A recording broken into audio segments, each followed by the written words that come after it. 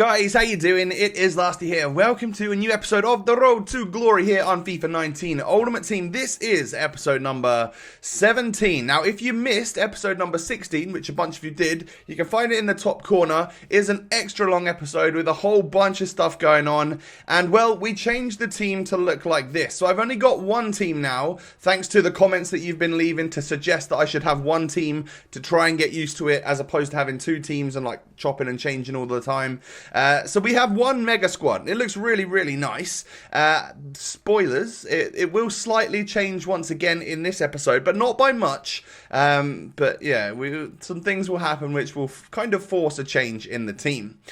So I go on into some FUT Division rivals because I was 500 or so points away on Thursday evening to qualify for the weekend league. So I was going to go assault on FUT Division rivals so that we could try and unlock the weekend league. First game I come up against Luis Suarez, George Best. Like, it was a really, really nice team. Guy seemed solid on the ball as well. I played it into Firmino right there. Couldn't quite get past his Oblak. This was a really nice effort from Luis Suarez from a free kick, but a good save from Ruffier there. Oh, and what I haven't done already is ask you guys to smash a like on the video if you haven't done so already. I'm not going to forget that, you know. Keep supporting the series.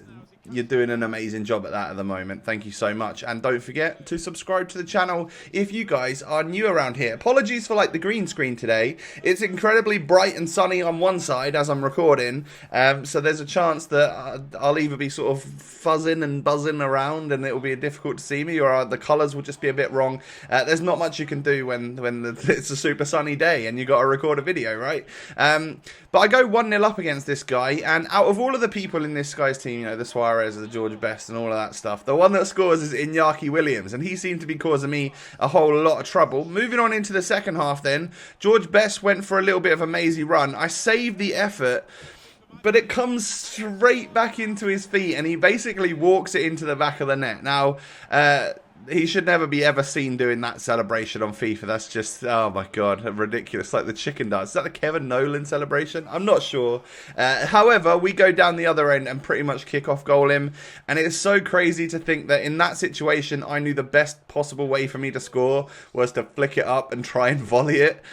So yeah, I got the goal. And in the 88th minute here, we're able to push up and actually get the hat-trick with Lucas Moura, player of the month, by scoring a weak foot volley. Well, I mean, it was an open goal, so there's nothing wrong with that, but it felt good to get a winning goal right at the end against this guy. Oh wait, what's going to happen now? He's in the box with Suarez. I've attempted to tackle him once. He's got past me. I've actually tackled him there, but the ball just literally came back to his feet. I don't understand how Davinson Sanchez doesn't walk away with the ball right there, and Suarez does. That's what baffles me about this sometimes. So we go from getting a really good win against a guy with George Best to getting a 3-3 draw, which is really not helpful. That means 80 points that we could have got to help us qualify was now 32 points. So that's going to be a long old distance towards the weekend league. But it does push us up into rank number 2, which is good. And we go on into another match. This time against a Premier League side.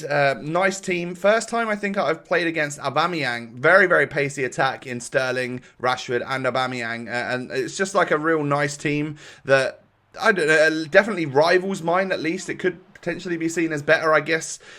Pierre up front is actually known as one of the best strikers on this game, and I'm a little bit disappointed that the way that goal goes in. Like, there was a couple of bobbles which I weren't happy about, but when I feel like I'm in front of him to clear the ball, but he manages to stick a toe out and shove it into the top corner, I find that a little bit sus, to be honest, but you know, so be it. We continue on in this game to try and get back into it. It's 1-0 at half-time, but the game's been super even. If anything, I don't know, you could potentially say that I've been slightly better in that half, although he's been the one that's come away with the goal, right? I get through one-on-one, but take the worst touch ever with Bobby Firmino, and that led me to missing a clear-cut opportunity.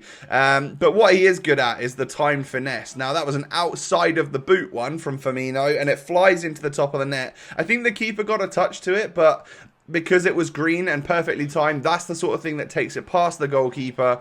And then, well, right at the end, 83rd minute, he gets a goal with Dele Alli to, of course, help me get the loss in this game. And you can see that I'm fast forwarding it because I pretty much hit him straight away with a kickoff goal. I mean, I hit the post first because that's what happens, right? Yeah, it comes straight out to Bobby Firmino, and I am able to get the goal there to at least solidify a draw. Oh no, wait, what's going on here? The fast forward's happening again. He gets into the box with Ali. I tackle him once perfectly. It bobbles around. It somehow falls to him. I accidentally change player, and he sticks it in the back of the net with Dele Alli's weak foot into the top corner once again. So that was 3 goals since the 83rd minute. It was, not going to lie, pretty frustrating. So I lose that match 3-2 right at the end, which, again, gives me 14 points. And what I thought was going to be like a solid session of playing FIFA, maybe getting 5 wins or something, and that would have unlocked me the weekend league, turns into what could potentially be like 20 or 30 games or something crazy, because we're just getting losses and draws, and it's not helping. Next game we go into, really nice Prem team. You know, he had 91 Kevin De Bruyne, Harry Kane 89 rated, Heung-min Son, some very expensive and very popular Premier League players. I scored, but it was offside. I then hit a perfectly timed finesse, but it was easy for Pope to save that one because it was too far out and for that one to go in. The goal I do concede, again, seems a bit suspect. I block it with Sanchez, but it falls straight into an on-running Kante. And then Kevin De Bruyne absolutely smashes that one into the back of the net, which he does, so fair play. That's 91 De Bruyne. That's the sort of goal I'm absolutely expecting to fly on into the back of the net.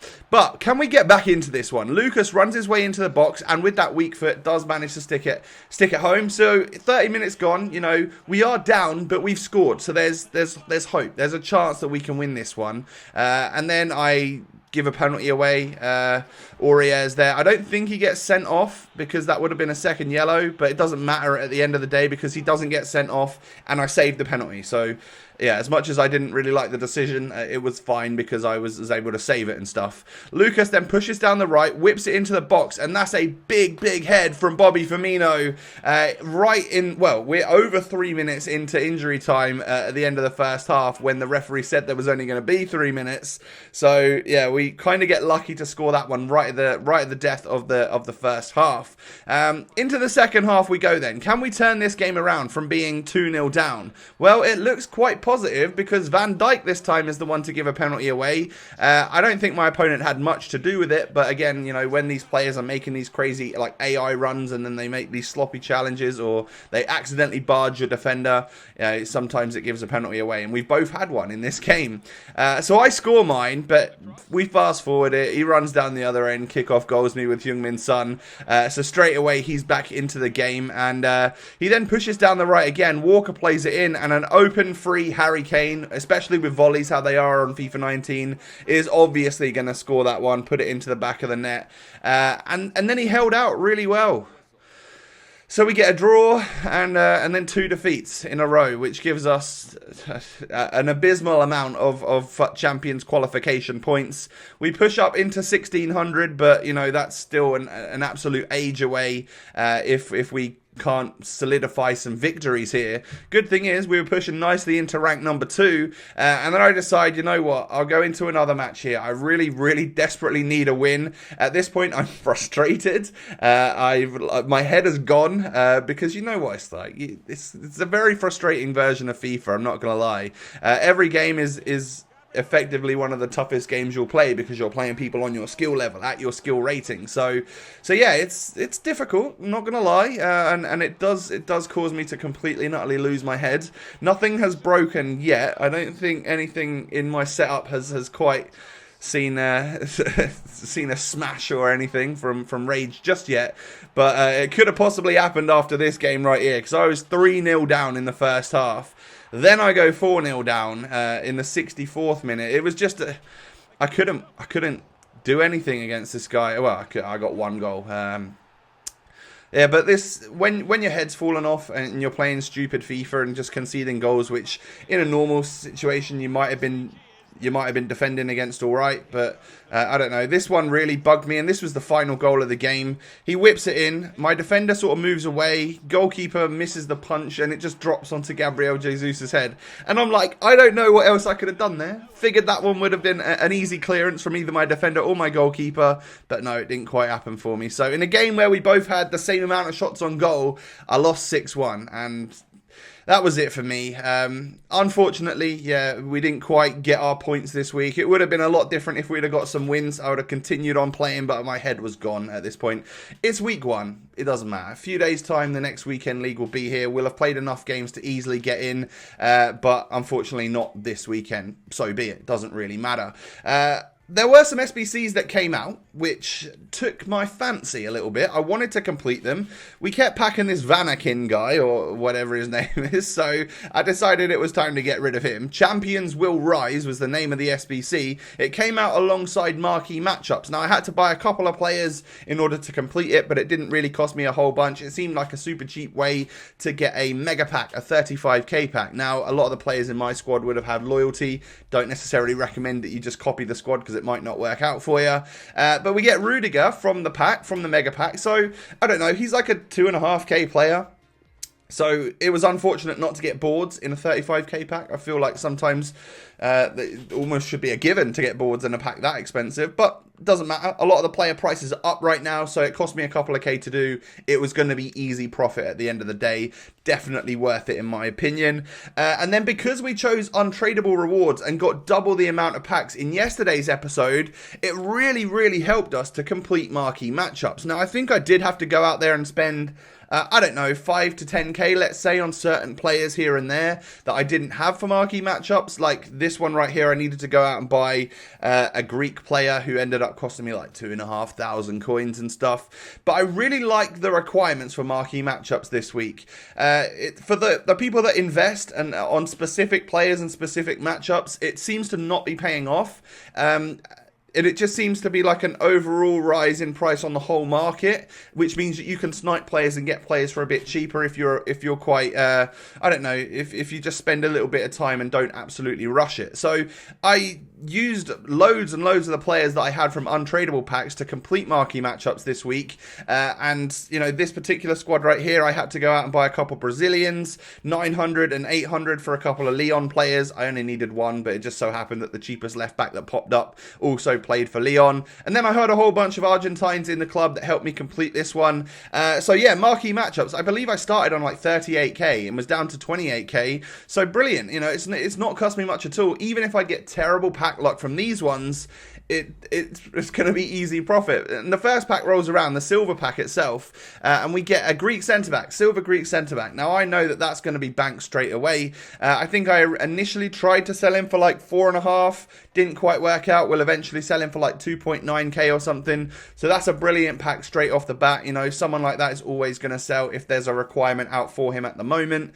Loads and loads of players received in the jumbo gold pack, all non-rare, but some of the time they seem to be going for more than the rare players. It's kind of crazy. A lot of lazy buyers out there, myself included sometimes, especially on my main account. I'll buy anyone that fits the requirements. But we get Luke Shaw in the next pack, and I believe that Argentine centre mid sold for over 1,000 coins as well, so that's useful.